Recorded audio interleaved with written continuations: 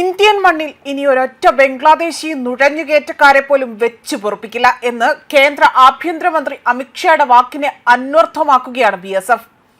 Indian Bangladesh അതിർത്തിയിലൂടെ തന്നെ ഏറ്റവും കൂടുതലായി തന്നെ നുഴഞ്ഞുകയറ്റം റിപ്പോർട്ട് ചെയ്തിരിക്കുകയാണ്. കഴിഞ്ഞ വർഷം മാത്രം 2500-ലധികം ബംഗ്ലാദേശികളെയാണ് അതിർത്തിയിൽ നിന്നും അറസ്റ്റ് ചെയ്തത്.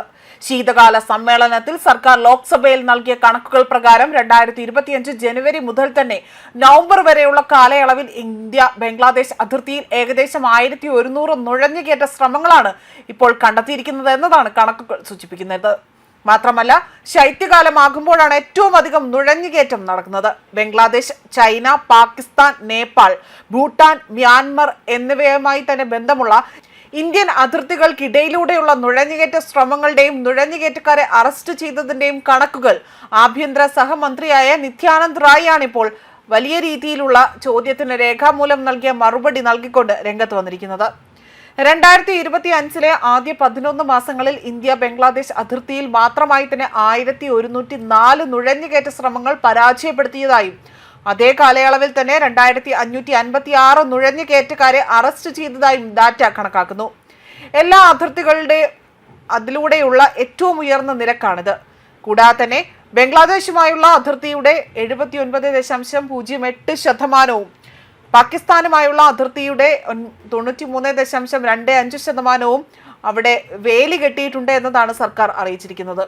അതേസമയം നേരത്തെ തന്നെ ഡിസംബർ 18-ന് BSF നടത്തിയ ഒരു വലിയ ഓപ്പറേഷനിൽ ഇന്ത്യ ബംഗ്ലാദേശ് അതിർത്തിയിൽ നിന്ന് 2 സ്വർണ്ണ കള്ളക്കടത്തുകാരെ അറസ്റ്റ് ചെയ്തു.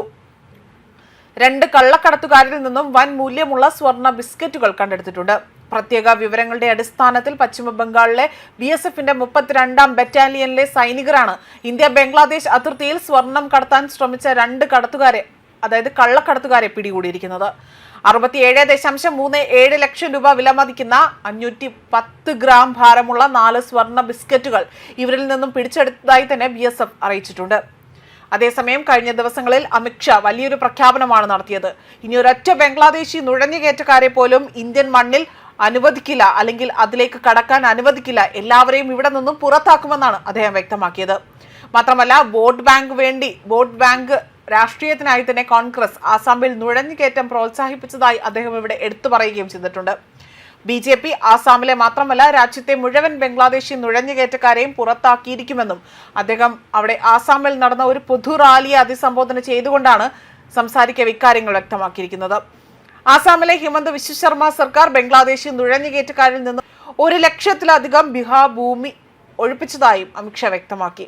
കോൺഗ്രസ് ഇത്രയും വർഷക്കാലം സംസ്ഥാനം ഭരിച്ചിട്ടും ആസാം പ്രസ്ഥാനത്തിൽ ജീവൻ അവർക്ക് വേണ്ടി ചെയ്തില്ല എന്നുള്ളത് അതിശയിപ്പിക്കുന്നതാണ് എന്നും അദ്ദേഹം വ്യക്തമാക്കിയിട്ടുണ്ട്.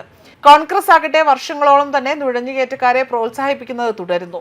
1983-ൽ വലിയ രീതിയിൽ ഒരു നിയമം കൊണ്ടുവന്നുകൊണ്ട് നുഴഞ്ഞുകയറ്റക്കാർക്ക് ഇവിടെ സ്ഥിരതാമസം നിയമപരമായ ഒരു മാർഗമായി സൃഷ്ടിച്ചിരുന്നു. കോൺഗ്രസിനെ സംബന്ധിച്ച് അവർ ഒരു പ്രധാന വോട്ട് ബാങ്ക് ആയിരുന്നു. എന്നാൽ BJP അധികാരത്തിൽ എത്തിയതോടുകൂടി തന്നെ കാര്യങ്ങൾ മറിയുകയാണ് ഉണ്ടായത്. ആസാമിൽ നിന്ന് മാത്രമല്ല ഇന്ത്യയിൽ ഉടനീളമുള്ള എല്ലാ ബംഗ്ലാദേശി നുഴഞ്ഞുകയറ്റക്കാരെയും ഞങ്ങൾ കണ്ടെത്തുകയും പുറത്താക്കുകയും ചെയ്യുമെന്നും അമിത്ഷാ വ്യക്തമാക്കിയിട്ടുണ്ട്. ന്യൂസ് ഡെസ്ക് കർമ്മ ന്യൂസ്.